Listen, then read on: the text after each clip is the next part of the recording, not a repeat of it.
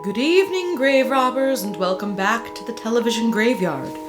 We are your TV necromancers, Laura Prince and Noah Houlihan. We've come here tonight to examine the spirits of past television shows, to find out which ones could be resurrected, should be resurrected, and which ones should stay doomed. This is a podcast which will analyze the history, the hype, and the aftermath of shows that ran only one season, or only one episode. With me as always is TV's Noah Houlihan. The fate spoke of the one true hero. Rah, rah, rah. So we are covering 2022's revival boot of The Quest. The Quest!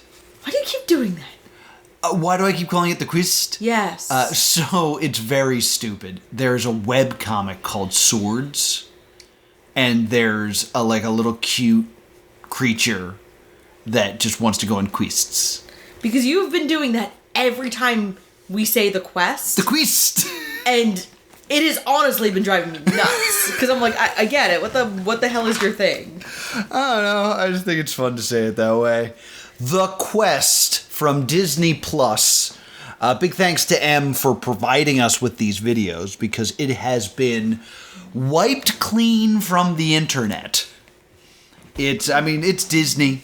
I'm curious to see how clips survive on YouTube for this one. Yeah, it was in that very infamous, I believe it was in 2023, Disney Plus purged a lot of their original content. Yes. Making it all essentially lost media, including several of their original shows. Yeah, The Quest is just one of many. There's also Encore. It was a show where Kristen Bell reunited old high school casts to do a play again. That was a very silly thing that they had. A couple other ones I can't think of off the top of my head. But The Quest is a revival of an ABC show that we already covered on this here show. Yes. And I keep saying a revival boot because I don't know if we actually can consider this a true season 2. Yeah. Or if it's a reboot. Because this is very different. We've moved from having adults play to having children play. There's also no eliminations, or so it seems. We haven't watched all of it yet. We've decided to make this a 3-parter because people are very excited for our thoughts on The Quest. Yeah, so I don't think Disney was very clear over whether they considered this a season 2 or an entirely new show. I think by virtue of the game over rule, we are safe to call this an entirely new show. I think so as well. Which is interesting it's the same concept, Double Doomed. Yeah, with the same name, but it's a different show. And it takes place in the same universe. Yes, fiction. Yeah, so just like Everealm and Sanctum. Yes. Just like I wouldn't call, the Tales of Dunk and Egg another season of Game of Thrones. Right. So, this is called Quest 2 Quest Harder. No, it's not. What are you talking about? In my notes it is. That doesn't make it true. Quest 2, Sir Ansgar has a van. Don't think that is correct. Ansgar High. So, the way that this starts... 13 Ansgar is real. Okay, how many are we doing of these? I don't even understand the bit at this point. That I was just there was a period of time where I kept naming the files for these after other shows. Yeah. Starting with John Mayer Has a Van. And John Mayer Has a Van is not even a show. No, it was John Mayer Has a Show. H. John Benjamin Has a Van. Oh, right. Okay. Which we still haven't done. In any case. So it's a supercut of kids who are excited to do this. The 8 teenagers who we are going to meet, kind of. Yeah, we see them get Zoom interviewed. It says on the screen 8 real teenagers in a fantasy world. But they put real in a different color and put it in quotes. So I was like, those are some suspicious quotes. I had a note that I said, "Holy freeform, Batman," and then I realized it's Disney Plus for preteens, which is freeform. Yeah, this would have been a freeform show. This absolutely would have been a freeform show. But we have this... It starts off, the first real scene, we have none of our competitors. We have none of the competitors. The first note I have here is, people we don't know fight for a while. Yes. Like, we don't have any idea who these characters are. We just see people at war. One side is wearing black, so I think we're supposed to assume that they're evil because dark color. But, like, we have no context. We don't know what they're fighting over. It's just people are sword fighting for a long time. I have a note that says we seem to focus a lot on a young red-haired female knight and a king. We seem to focus a lot on those two people throughout the fight, making me think these are characters we are either supposed to be afraid of or sympathetic towards. Yes. And then a sorceress comes out and curses some people. And I have the first note here, which is a note that lingers throughout the rest of my experience with the show. This feels more like Escape the Night than The Quest. Yes. So then the king uses something, I believe it's his crown. Yes. To make blue light shoot into the sky. Yes. To bring heroes from another realm into their world. Yeah, he is looking for teenagers with attitude. Yes, I know you immediately jumped to this being like Power Rangers. Because it looks exactly like the pilot episode of Mighty Morphin Power Rangers. You see the blue light go across a desert like the command center in 1993's Mighty Morphin Power Rangers. We'll have to compare all these scenes, because to me, this is identical to Sonic and the Black Knight. There is a Sonic game that takes place in a medieval setting where they shoot a blue light into the sky and then Sonic the Hedgehog falls out of it. I was like, why is it always a weird blue light? The king then gets poofed by the sorceress, and we assume she's bad. Yeah, we don't really know that for sure at the moment. I have a note here. My notes from this are kind of a hodgepodge of my notes from the first time we watched this and my current notes. Yeah, we should probably mention this. Right before the writer's strike, we were going to cover The Quest. And we watched the first 4 episodes because we were going to make it a 2-parter. And had recorded it. And because of the writer's strike, we were informed that we would be crossing the picket line of SAG-AFTRA if we released it. Yes. So, we never did. And I do not have that file anymore. I think I accidentally deleted it in a memory space cleanup. Oh, I thought we lost it in a power outage. I can't, it was 2 years ago. I can't remember what happened to the file. Yeah, but it was right before the tune-out era that we had recorded this. So we are refreshing our memories. We're rewatching it. So there's stuff that I remember and there's stuff that I don't. Mostly because I tried to block it out and it wasn't very interesting in the first place. So this is our second attempt to cover this. I have a note here of, hey, my jokes from 2 years ago hold up. So that's why I said it at that moment, because I had apparently put the joke about Power Rangers in there some time ago. So the children materialize in Everealm, and none of them registers concern or confusion or any... They're just like, yep, I'm here now. Yeah, there was no, where are we? What happened? Who are you? Let's get some names out there. Yeah, we don't really see them meet. We just see them, show up one at a time and then kind of convene. Yes. This is a thing that we're going to hit on many times, so I think I should introduce it here. This show wants to be a fantasy show. Yes. It doesn't want to be a reality show. It's missing a lot of the things that make it a reality show. Yes. It's also missing a lot of things that make it a fantasy show.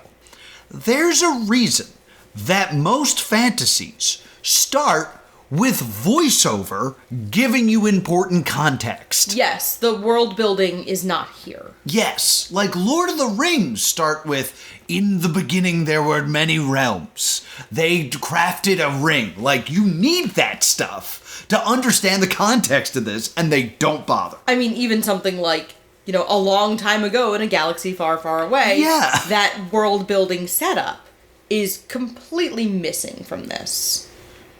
What we do get is some LARPing. So... Do we?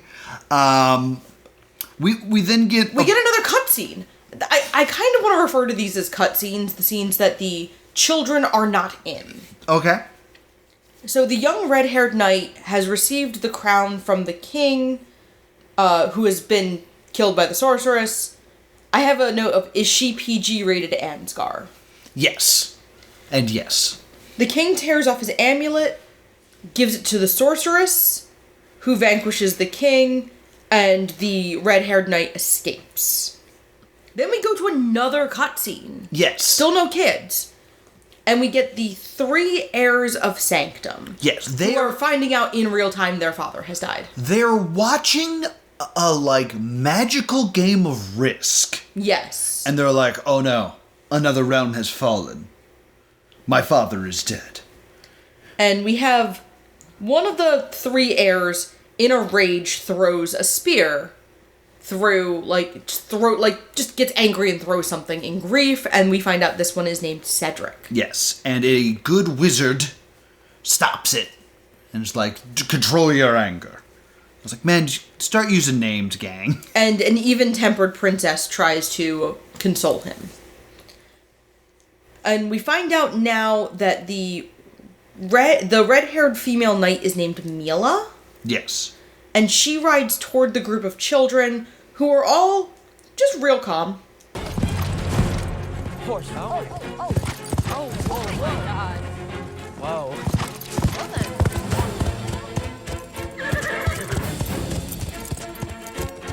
Who was she? And then she rides right past them. Like, she doesn't stop and speak to them in any way. Yeah. She just keeps going. And we find out that the sorceress is Tavora, their uncle is the king of Ora, that's where they currently are, and the wizard is his royal advisor. Yeah. Mila breaks into the castle. If this sounds like an exposition dump, when I say it, it's because it was. Yeah. Mila breaks into the castle, the guards chase her, she reports what she's seen, brings the crown, gives it to his children, and admits that King Magnus has died. And the princess, whose name is Adeline, approaches her with kindness. Yes. And Adeline mentions that the fates have said something about a chosen one. Mm-hmm. And then they start to talk about the 8 trespassers who are heroes from another realm. Mm-hmm. We are, I think, 15, 20 minutes in at this point. Yep. We do not have so much as a name for one of Yes. these kids. At this point, I have, in all caps in my notes, be a reality show. This could have really benefited from talking heads. Yes. From the children. So, spoiler, we will get no talking heads in this show. There is never a, talking to camera, which also means this is another, vital thing that's missing. And I was going to talk about it more later, but I'll bring it up now. One thing that I think, as someone who views a lot of reality shows, that you forget is a standard, is the lower third. Yes! So often, you see someone, and either they're doing a talking head, or they're just doing something important, and in the lower third of the screen, it says, Gregory. Just to remind you of this person's name. We will never get that. And thus, I will never learn any of these children's names. We find out the 3 names of the heirs. Yes. Cedric is the heir that's thrown something, Adeline is the princess, and the third one is Emmett. I love this. Prince Cedric, Princess Adeline. Emmett! Hey, Emmett! I'm glad Emmett, I always just, for some reason, think of Abbott from Prince of Tights. Hey, Abbott! Hate that guy. Well, Hey Abbott is Abbott and Costello, right? Yeah, but the first experience I had with it would have been Men in Tights. Gotcha. So I still kind of apply it to that. Gotcha, I understand. Because it's kind of like a cover song. Yeah. Where the one you know is the one you think of as being like the one. Yes, I hear you. Yeah, that makes sense. There is one girl, I have heard, she's wearing like a tie. She's the one who mostly does the talking. Right. And her name is Serene.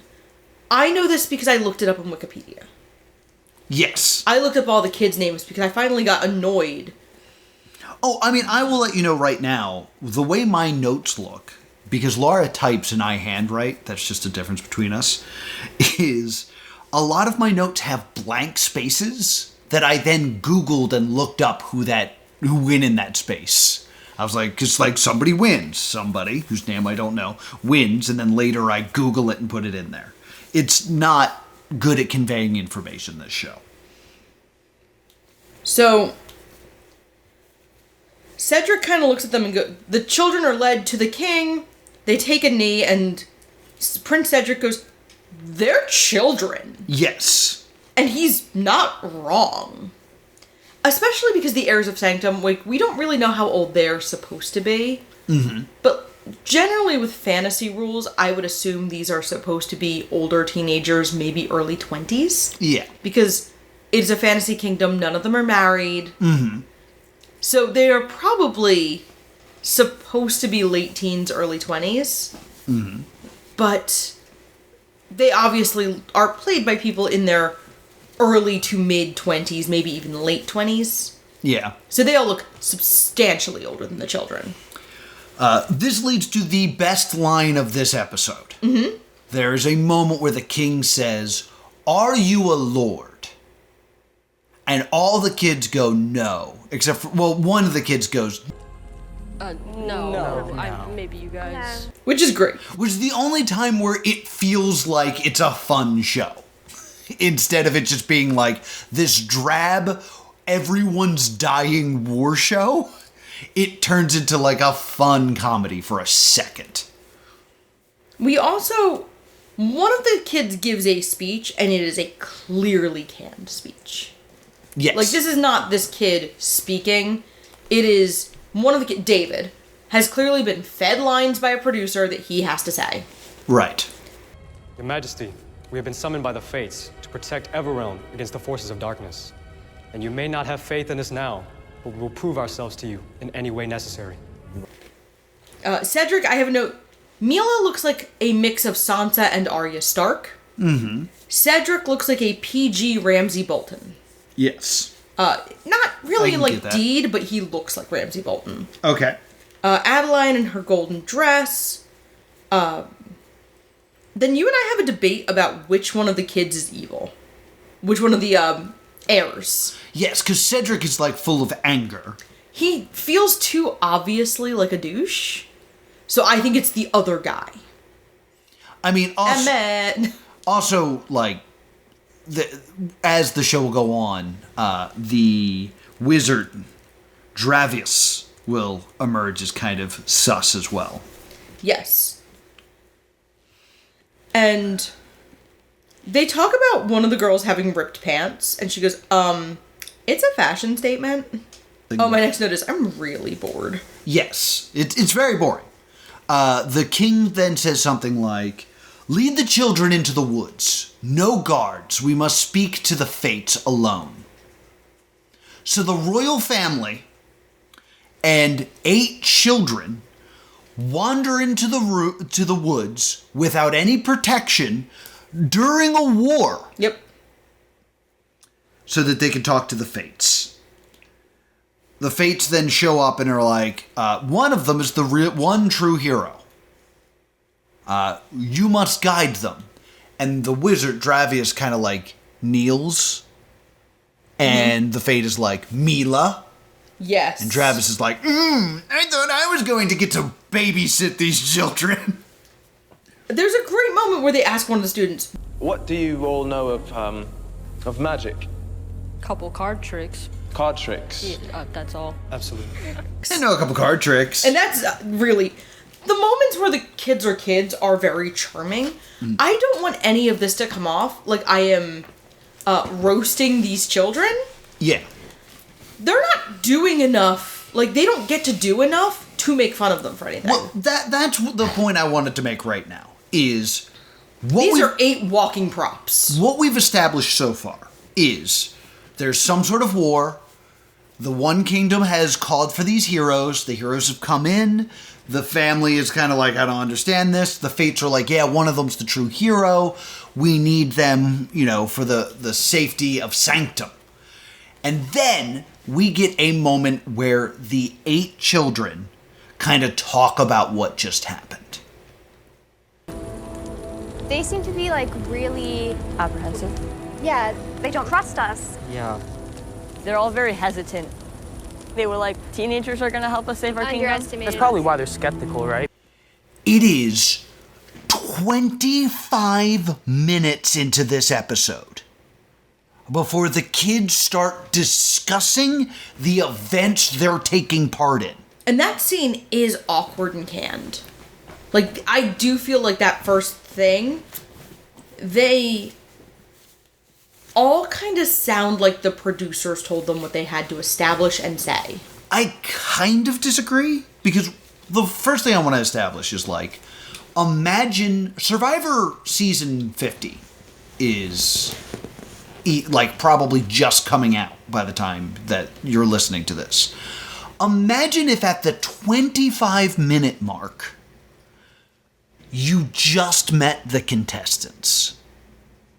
And there was 25 minutes of Jeff Probst talking about the island, setting up immunity idols, and just all this crap, and there's just no gameplay.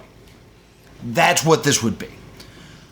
2, this is replacing talking heads, are these discussions. Yes. I think it's very clear that the producers are like, okay, we need you guys to talk. I think that's very clear. Yeah.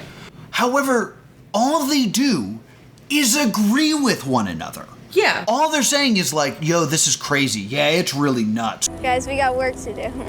We'll all work together and prove ourselves for sure. We need to be ready for whatever stands ahead of us. Wow, we're going to have to work together. Yeah, we're going to work together to do this. Let's work together. Working together is great. How are you supposed to, care about any of these contestants, pick a favorite, someone to cheer for, when they're all just the same kid? Yeah, and it reminds me very much of that first day of camp. Okay. Where you're all super best friends and nothing will ever come between you. Mm-hmm.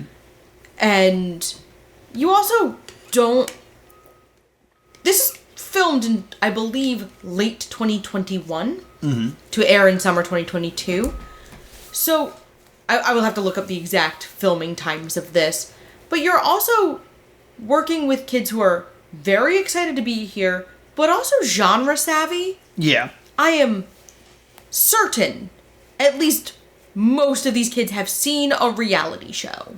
Yeah, you'd think. And none of them probably wants to be the villain. Right. None of these kids are me. Right. Because if I was on this show, I'd immediately be the villain. But you're a 30-year-old man. These are teenagers who probably don't want the internet to hate them forever. That's true. Think about Kid Nation and how we talked about Kid Nation aired at the latest possible moment it could have. Right. Because any later, and you would have seen people actively bullying the 10 and 11-year-olds who were on the show in real time. So they take them to their quarters and their gear. They're pretty hype about the gear. And Serene's the only, kid who's really actively doing anything. Makes it a point to ask Mila's name. Right. The kids...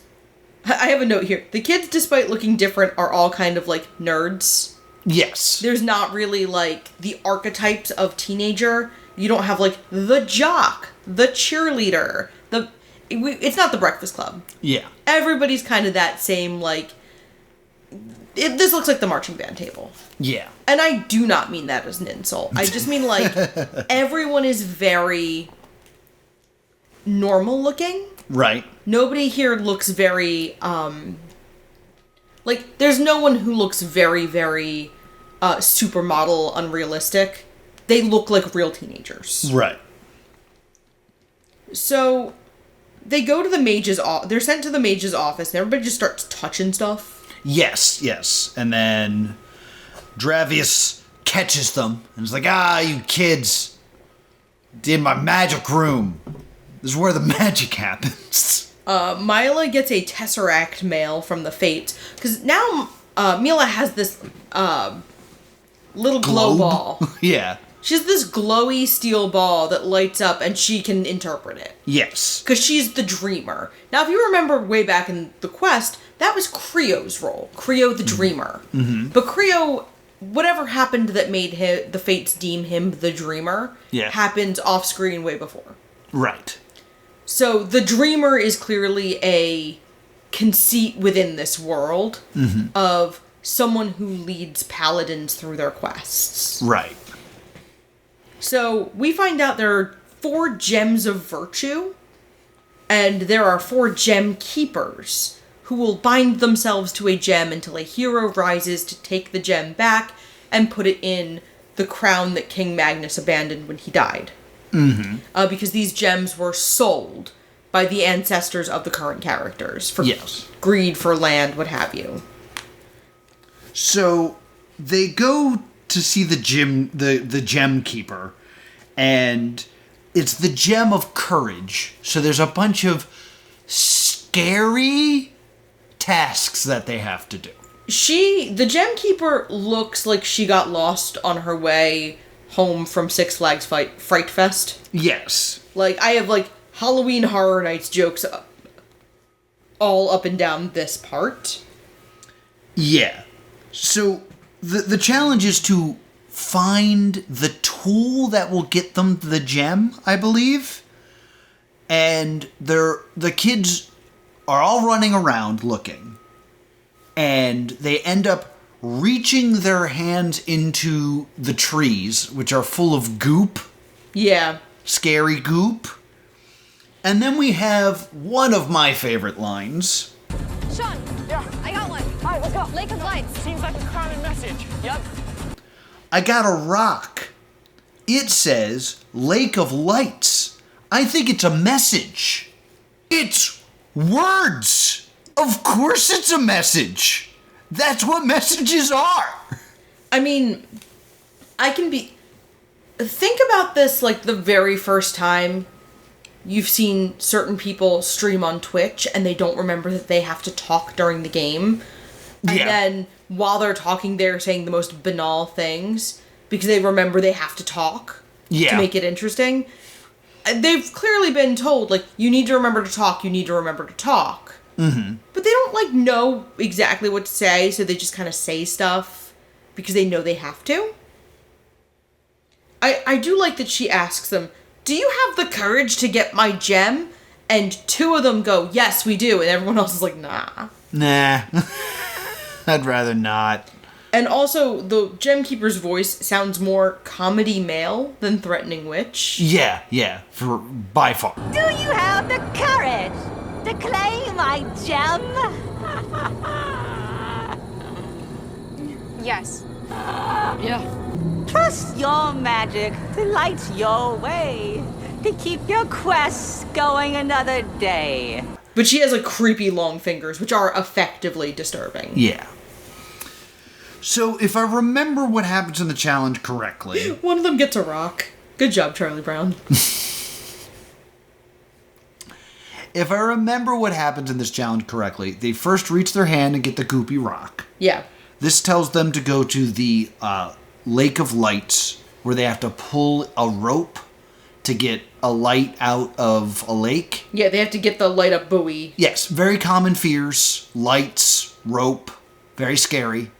Showing their courage right now. They pull that in, that gets them a map where they have to... It's 13 Fear is Real, but they're all 13. That's not in my notes. That was just a thought I had and it made me happy. That was good. The fear just as real as 13 Fear is Real. Then the map leads them to, like, kind of a coffin or some sort of, like, wooden door on the ground. They open it up and it's covered in bugs. Yeah. It certainly seemed to me like there are some close-up shots where it is full of roaches and scorpions, and some faraway shots that the kids are actually in where it's full of, like, mealworms and caterpillars. Yeah, where it's full of, like, earthworms, mealworms. Yeah. Your standard Yeah. It certainly didn't seem like... harmless little guys. Certainly didn't seem like I saw a scene where there was a child's hand and a scorpion in the same shot. Maybe that's just me. It was very dark, but that was my impression of what I saw. And the brave David finds a hook, like a crochet loop. Yeah, it looks like a large crochet hook. Yes. And the gem keeper's like, "You solved my test. Quick, remove my eye."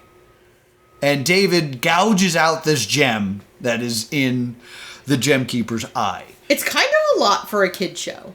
What I don't understand here is the gem keeper. Is the test there to stop them? Or does she want someone to pass the test and take the gem? I mean, she doesn't really fight them.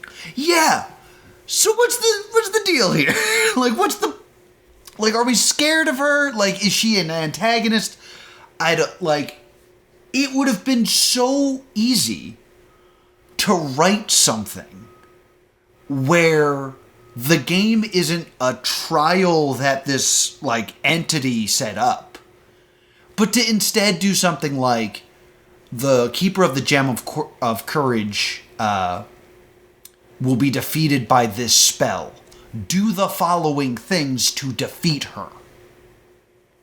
And then it would make more sense in universe. Rather than having this weird, like, you'll never defeat me. Here's the test I designed to defeat me. Just seems dumb. The show also looks simultaneously very expensive and very cheap at the same time. Mm-hmm. Like, you can see where money got spent, and you can see where they cheaped out. I do have the note of, this is kind of a lot for what I believe it should be, like, a kid show. I'm like, oh, this is kind of a lot. They were also all working collaboratively. David just happened to be the one who finds the hook. Yes. Like, they all, like, they're constantly saying, like, you gotta get the stone from the tree. And, like, they're definitely working as a team here. I'll get more on that later. 6 of them do? 2 of them roll up at the end. And I'm like, did they go have brunch or something? Like, 2 of them seemed to just kind of low-key opt out. I don't remember that. To me, I can't keep track of these kids. There's nothing special about any of them. They all look kind of different, but, like, I don't know their names, and I don't care about them. So they go to the king, present him with the Gem of Courage, and they all give each other credit for it, even though David is the one who won. And they say, it's not about one of us, it's all of us, we're the best combination of people. And my notes, I clearly start to lose it. I go, you are? We know nothing about you. You've been made unimportant in what is supposed to be your own story. Yep. And that is, again, not a statement on the kids. Mm-hmm. It is a statement on the writing and production of the show. So we get the ending, which is Tavora appearing to her followers, the sorceress, and she has the king's pendant and does, like, magic or whatever. Yeah. Because I am so checked out at this point. Mm. I don't care about anybody. Nope. I have no reason to care about anyone. There's no one we've gotten attached to in any way. The kids are walking props at this moment. Yes. They have not been given anything to do. Like, there's a really easy way to do things, but they can't do it because of the Gem of Virtue. Mm. And it would be to call them, like, David the Brave,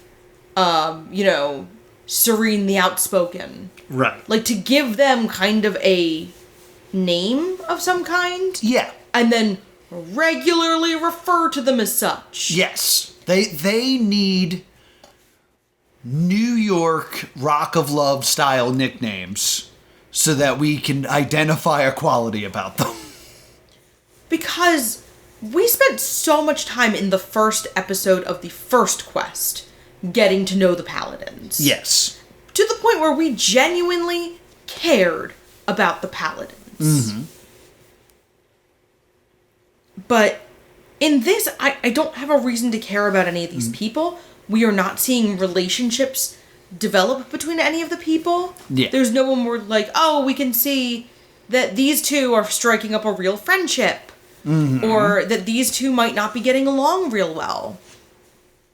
And because one of the relationship between Patrick and Bonnie, that very big brother little sister relationship that Patrick and Bonnie had in the first quest, really does anchor a lot of the show. Right, absolutely. That relationship's so meaningful that I have not seen that show in 5 years at least, and I can think about that still. Yeah.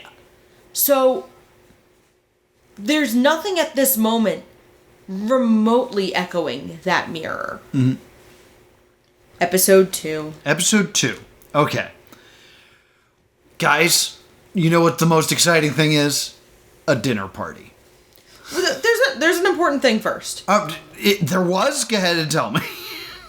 We skip more establishment with them and Mila. Okay. Mila rolls up with this giant bruise. And the kids are way too concerned about it. Because they are trying to anchor their relationship with Mila. They are trying to anchor Mila as a mentor figure to them. Mm-hmm. Are you okay? I mean... What is oh, no, that? what happened?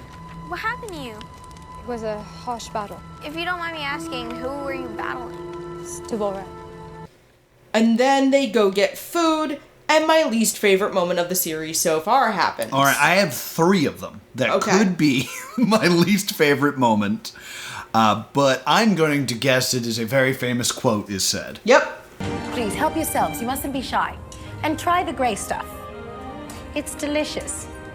And Laura and I scream. This was fully permitted and encouraged by Disney. Of course it was. Disney was apparently very willing to let them make little Disney jokes. They were not allowed to make any other pop culture references. Right. But they were allowed to make little Disney jokes like that. Nothing making jokes about Disney, but just little like, look, Disney. Look, a little Easter egg. Mila is standing around and Prince Emmett allows her to sit and pushes in her chair as though she is a lady. Yes, but it's very important to notice that Dravis is forced to move. Yeah, and Dravis does not care for Mila being... Yes. He's not like kicked out of the room. But they're like, yeah, give up your seat for Mila. Because it's very important for the audience to know that Mila and Dravis are way more important than any of the kids. Dravis. I have this because I have a note that says Dravis and Butthead. Whatever. Well, he's one of the only 2 important characters. Yes. Dravis and Mila are far more important than the kids. And their dynamics and their relationships are what matters. The actors ask these cute little canned Disney questions of the paladins about their lives. Yes. Until Cedric shows up. Yes, this is my 3rd least favorite thing. Oh, really? Because I would have thought you'd liked it more based on my note. Cedric asks... I want to know something. Out of all of you, which one of you do you think will become the one true hero? Cedric. It's a simple question. And before the kids can answer, all the rest of the royal family is like, whoa, Cedric! What are you trying to make this show watchable? If you ask questions like that, we might have a plot. We will not stand for that. Kids, do not answer that question. Put that thought out of your minds. I do. My note says Cedric goes full J.D. Roth. Yes! That's why you need a J.D. Roth. Oh my god. Could you imagine if Moolah Beach was just a bunch of kids enjoying each other's company? No. J.D. Roth grinds the salt in the wounds and makes them fight for your entertainment. I went mad there for a moment. You did. Then they they don't really... There is some talk of Holden and Caden don't think the group is ever going to, like, split up, and David's like, oh, we're totally going to end up splitting up. Yeah. And then we find out there are Tavora's spies that are very obviously drones. Yes, they call them whispers. Yeah. So there's whispers in the air, which I believe is also what they're called in the Final Fantasy VII Remake. So there's these just green glowy dots that are drones, and they're all over the place. And the kids are told they have to run around the castle and find them. And when you do, you blind them, which is like pulling them apart. Yeah, you pull and like throwing them in a well. Yeah, you pull a piece out and then chuck them down a well. Yes. This, probably, in the 3 episodes that we watched, is what I think is the best part of the show. Yes. Because, like, what they're doing makes sense in the context of the show and doesn't feel, like, constructed. There is an enemy to the castle they're in that is trying to spy on them. Stop them. So they have a challenge where they're running around and they're pulling these eyeballs apart. They're all kind of working as a team, being like, I already checked this area, you checked this area. They do kind of do the come on gang, let's split up. Yes. Where they are covering different places. But it's still a contest. Like, there's gonna be a winner. Yeah, which I don't understand how the winner is figured out in this one. Because 2 of them have the same number of Wispids, but one of them wins. So Caden ties with Serene, but Caden was faster. So he, he was faster, so he wins. He gets a talisman that means nothing. It's not like it's immunity. It's just a thing he gets to wear. We do get a nice little scene with the 2 of them right after, though. Yes. With Serene and Caden. They bond over being theater kids, which, shocking, I know, that the 8 kids in this are theater kids.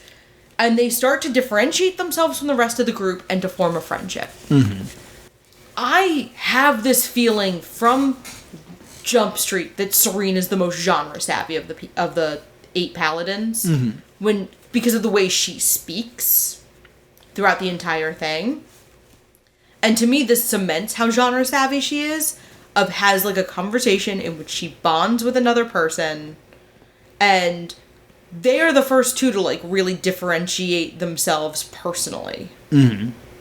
I also noticed that one of them is always very physically interactive. Yeah, there's a hugger amongst the group. She always has her arm around someone or is hugging someone, and that's how she is differentiated. So right now, out of the 8 of them, I have like mental differentiations for about 5. Yeah. And one of them is purely that she has a completely distinct hairstyle. Yes. Because one of them wears her natural hair, in a very big fro. Yes. So she's always immediately able to be differentiated because she looks substantially different from everyone else. Yeah, even from like a distance. Yeah, I can pick out which ones are the kids. I couldn't tell you their names or much about them, though. Turns out, hey, guess what? They missed one. Yep. And it flies back to tell tales to the sorceress. But they don't know that, even though Mila looks at her magical iPad. Which means Mila would logically know there was one left. You'd think. MacGuffin, plot device. Well, this now opens the door to this problem, which is the thing that we knew we were going to have to discuss. Do the kids have any agency?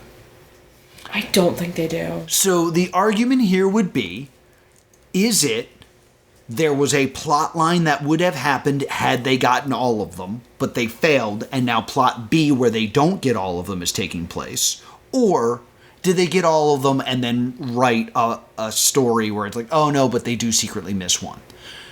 I think it's very obvious that the kids have no agency in changing the story. Everything is predetermined to actually happen. I'm no longer in the camp where there needs to be multiple branching paths.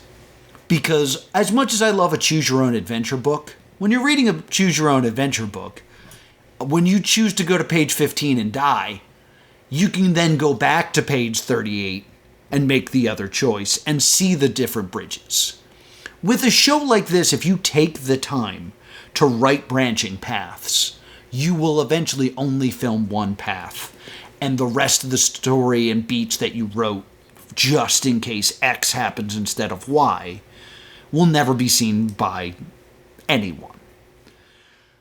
So I'm fine with this, but you could also write it in a way that it's clear that you have some sort of agency.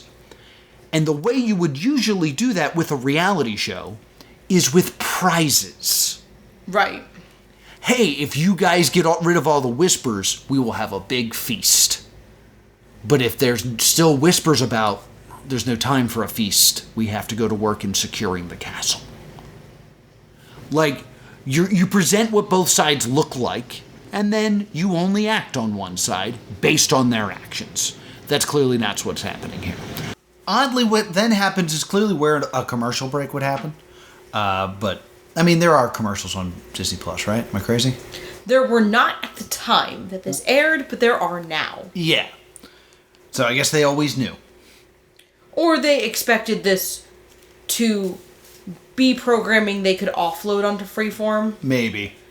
Which I had assumed would be the case for some of these streaming shows, is that they would eventually get offloaded into other Disney Channel. Not offloaded, I didn't think they were going to be wiped, but that they would run as low-cost programming to throw onto, the Saturday morning block or something. Yes. We then see the Dark Legion as they cast some sort of spell.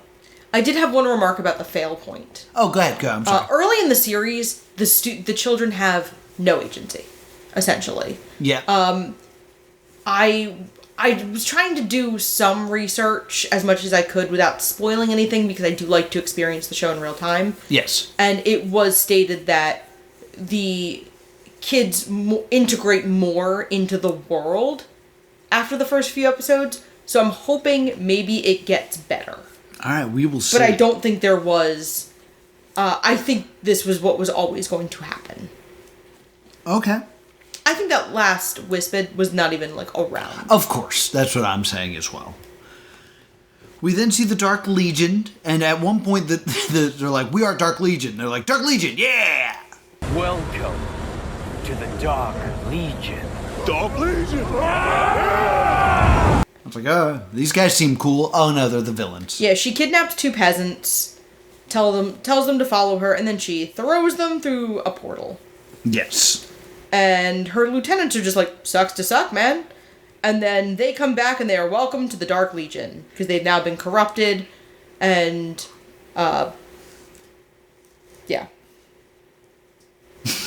So, that's essentially what you get. There's not a lot of, details or anything interesting. I mean, my notes, you can see, just say Dark Legion, yeah. So I totally get it. I get what you're saying. So, the king argues with the paladins and the heirs about something. They're upset that they're the ones that got rid of all the whispers, because that's what the guards are for. Yeah. That's dumb. How dare you do something in this show that's supposed to be about you? Yeah, how dare you? And then we see store-brand Thanos show up, and he has a gem in his hand. Well, don't the princes fall ill first? No, we see the guy first. Oh, okay. And then after we, the audience, see it. It's a cutaway. Oh, gotcha. No one else sees it, but we as the audience see this B-roll. And then Cedric starts to break out in runes. And so do the other two, and the sorcerer does not know what to do. Mila takes the paladins and goes, and they're like, oh man, look, an obstacle course. And then my next note is, I can't believe it's not Verlox. Because he looks like Verlox from the first season of the quest, but not as good. Not as good. Because Verlox was the big bad of the first quest. You say obstacle course. There's not an obstacle course. It looked like one when I wrote that note. It looked like there was... That would be exciting. To be fair, it kind of looked like that when I wrote the note. Mm-hmm. And then we find out what the actual challenge is. So, the strength demon is going to be like, all right, we got to prove how strong you are. You have to do shoulder presses. And this is what they try to tell you is happening. They are pushing up this thing. And then every couple of moments, they add another rock to it to make it heavier. And if it drops too low, you're eliminated. And the monster's like, soon you'll all be eliminated. Blah. However, they're holding this thing up, and they're trying to be as straight as possible. Some of them have bent knees. Mm-hmm. Some of them look like they're hanging off of it at points. I called this the Alex Horn problem. When we watch Taskmaster, I sometimes think Alex Horn forgets competitors are not his exact height. Right.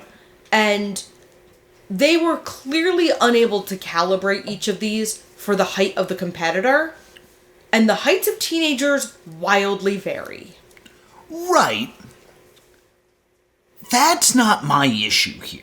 Is the it's my issue, because it feels like certain competitors really can't win.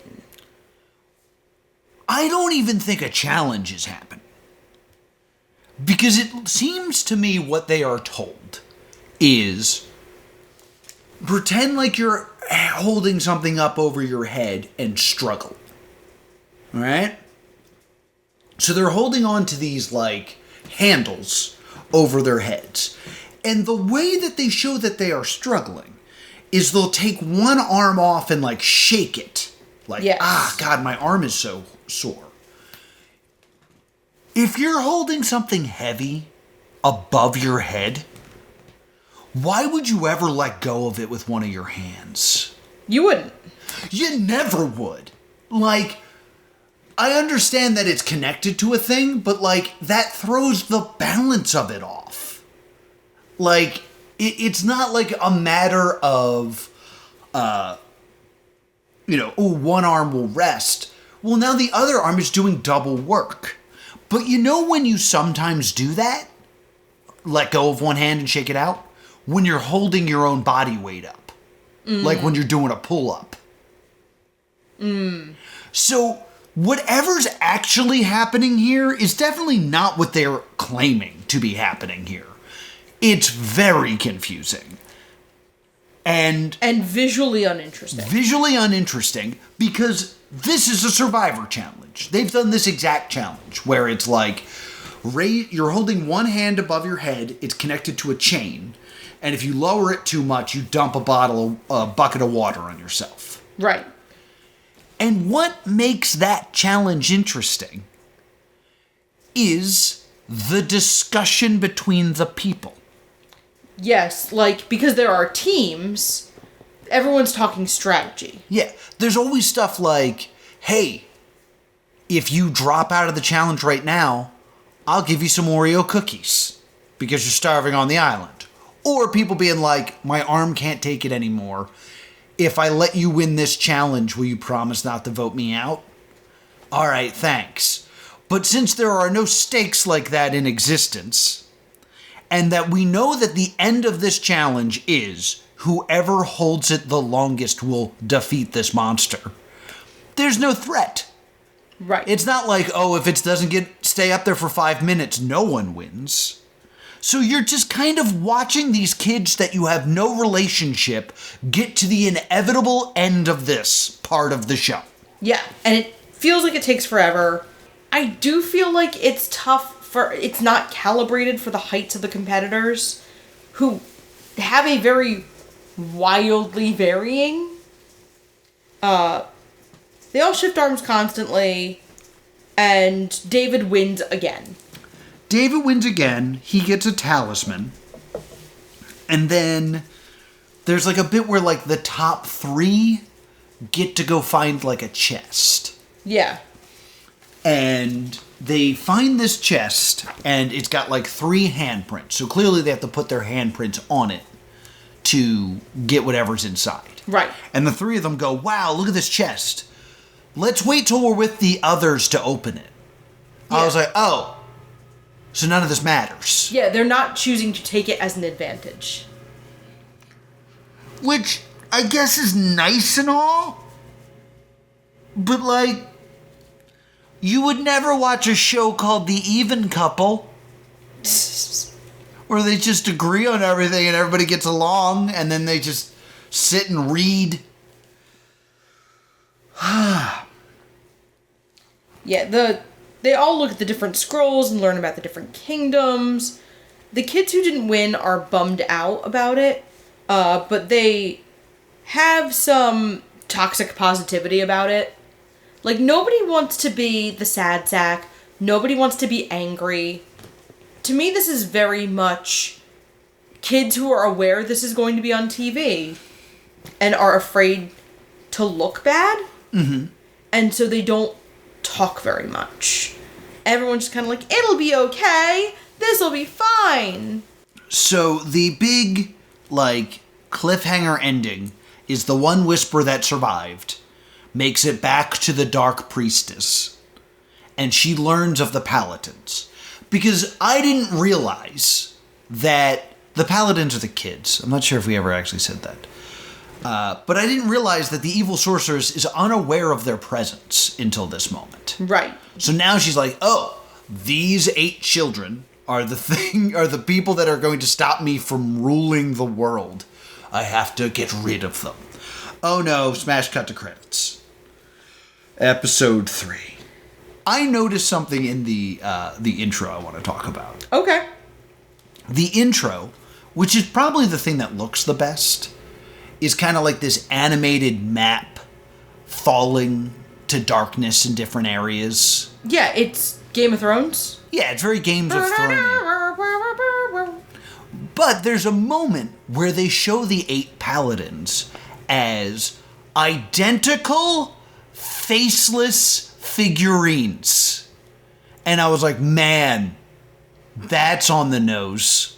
And it would have been so easy to just do a shot of them, a bespoke shot that doesn't have to show anything that happens in the show, of them, like, you know, turning their heads to look in the middle distance and looking heroic. Yeah. With just the first name. I'm gonna show you the poster right now. I'm being shown the poster. And the poster heavily features the king, one of the heirs, only the princess, the sorceress, Mila, the gem keeper from the previous episode. Yes. And all 8 kids, some of whom are farther from camera and tiny. Yeah, they're so far and they're so tiny because it has nothing to do with them. Like, poor Serene is so far back. For how much she speaks and tries to kind of put herself out there, she is thrown all the way into the back, kind of like Ant-Man and Endgame level. Yes. And they are very much shoved as unimportant in their own show. Mm-hmm. So we open episode 3 with Mila sparring with a guard, and she asks them their fighting experience, and that's when I decide I really like Myra. Yes, Myra says, Copied a couple wrestling moves that were explicitly said not to try at home. That's about it. My next note, she is the one true hero to me. Yes. David and another kid who we haven't seen much of, Sean, talk about teamwork versus selfishness in victory. Yes. We got to work together. You know, we all do different things. And then Prince Emmett approaches. Yes. So the kids are, like, learning to sword fight. Yeah. But if you're just looking at them, it is clearly just, all right, so you hit his shield, and then he hits your shield, and then repeat that. So they're not doing anything. This is just kind of like the most basic background, like theater combat. Yeah. And then when Emmett arrives, Mila says, "Paladins don't stop." And then Mila and Emmett discuss important plot points without them. Yes, and they also have a little bit of ship tease with Emmett and Mila. They're clearly flirting with one another. Because who cares about these kids? I mean, if you want, love stories are a key, like, piece of fantasy, and this is the only way you could do it, is have two of the NPCs. You cannot set up a romance between one of the NPCs and one of the kids, or between two of the kids. Like, there's no ethical way to do that. They should have something, though. They should have a plot point. I mean, I am looking through my next notes, and Emmett, Cedric, and Adeline bicker. Tavora's manservant brings King Silas a magic mirror. The king is mesmerized and demands the heirs be brought in and tells the magic mirror everything. And Emmett and Mila are like, this is bad. I don't like this. So Emmett panics and bolts. Yes. And the other heirs follow, and Emmett decides to make a truth serum. You know who I'm not mentioning here at all? Paladins. Yes, because this is how I have it in my notes. They receive a mysterious mirror. Emmett doesn't trust this mirror or these new people. So he devises a plan to slip them a secret truth serum so he can actually inquisit who they are for the safety of his kingdom. So he enlists the help of the palatines to track down the ingredients to this potion so he can put his plan into motion. That is what happens in the eyes of Emmett. In the eyes of the palatines are training to fight with swords until the prince sends them to the store. Can you guys run to Wawa real quick? Living in a fantasy world! I'm living my fantasy dreams!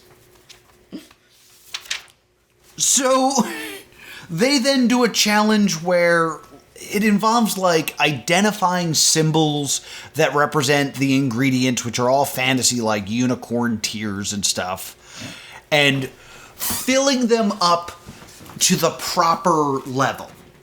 Because they have these vials that they're supposed to fill. Yeah. And they come up with the plan of, all right, we'll fill these buckets, and then we'll dump them into the vials. Not just bring the vials to the barrels and filling them up directly. I don't think any of these kids are the one true hero.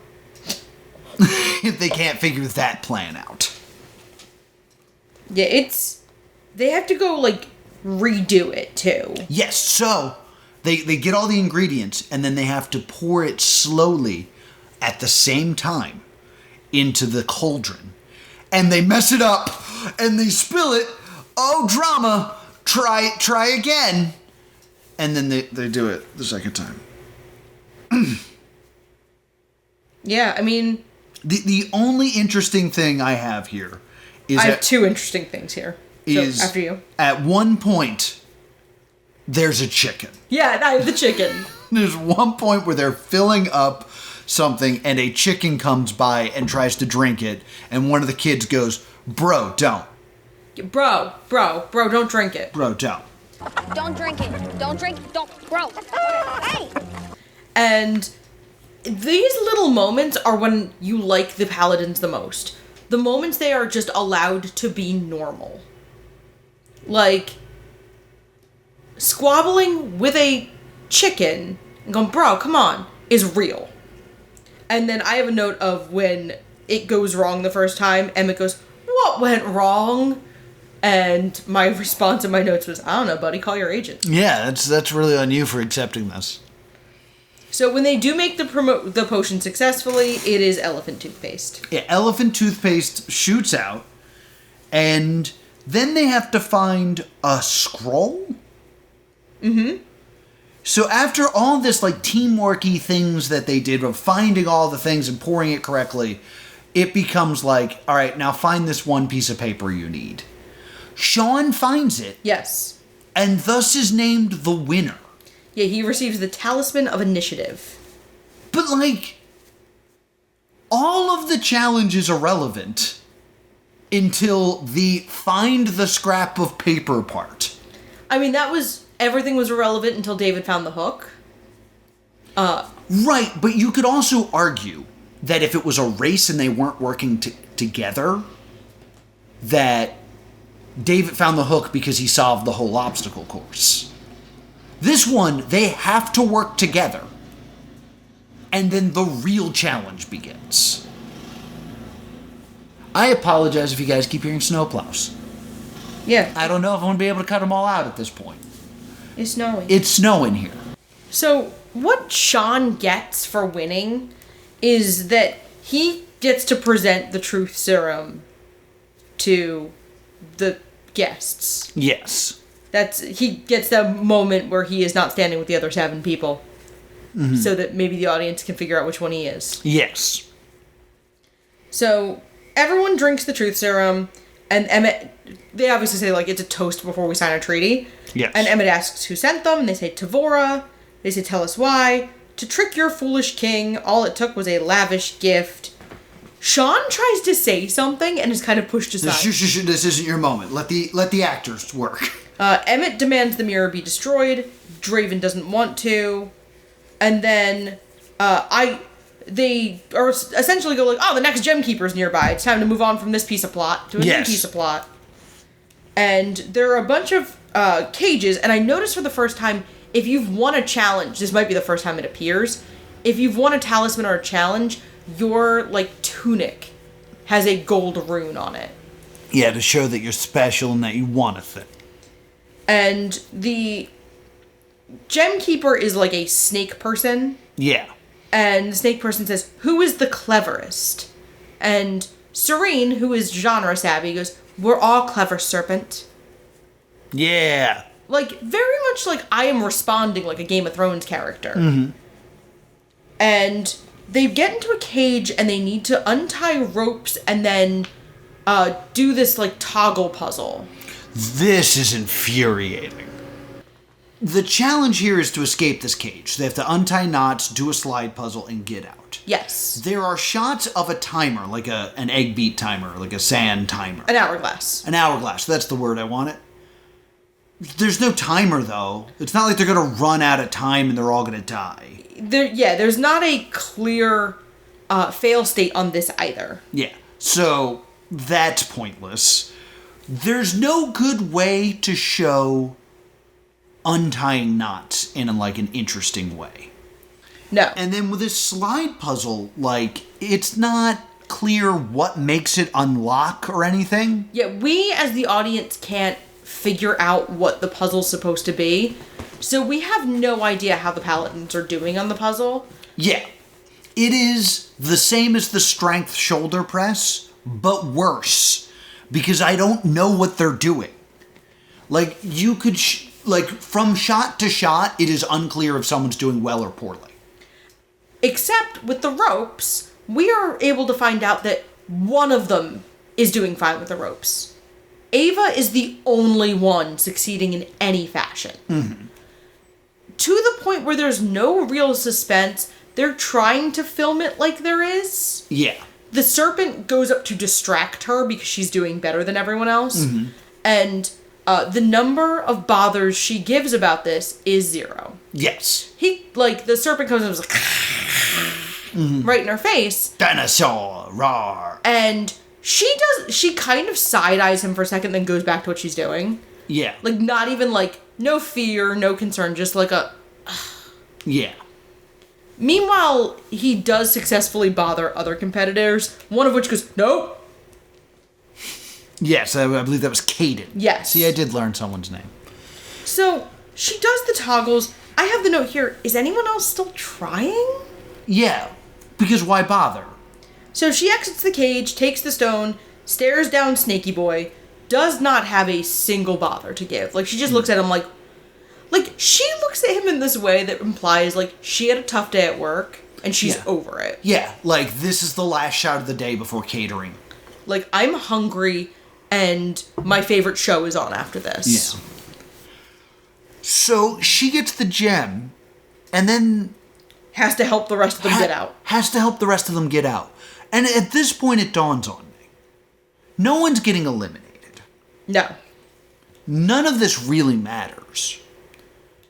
Why not just do team challenges? No idea. Like, why couldn't this just be, you'll get the gem if you can all escape? And then once one of them gets out, they can help others.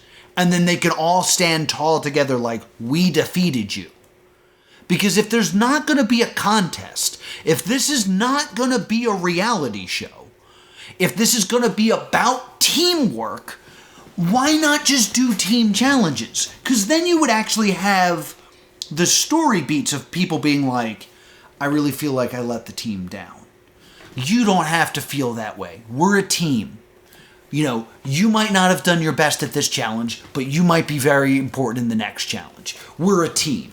And at least that's an arc. Yeah. That I can get behind. Just like, oh, it's a team challenge. Okay. I genuinely don't think the one true hero thing is effective or helpful. Because all it means is eventually one person's going to win, and so far all of the winners have felt really arbitrary. Now, I will say, David gets grumpy here. Because he's won the last. He's gotten the last two gems. He doesn't get this one and gets all a little grumpy. So we'll have to wait in the next episode to see if that goes anywhere.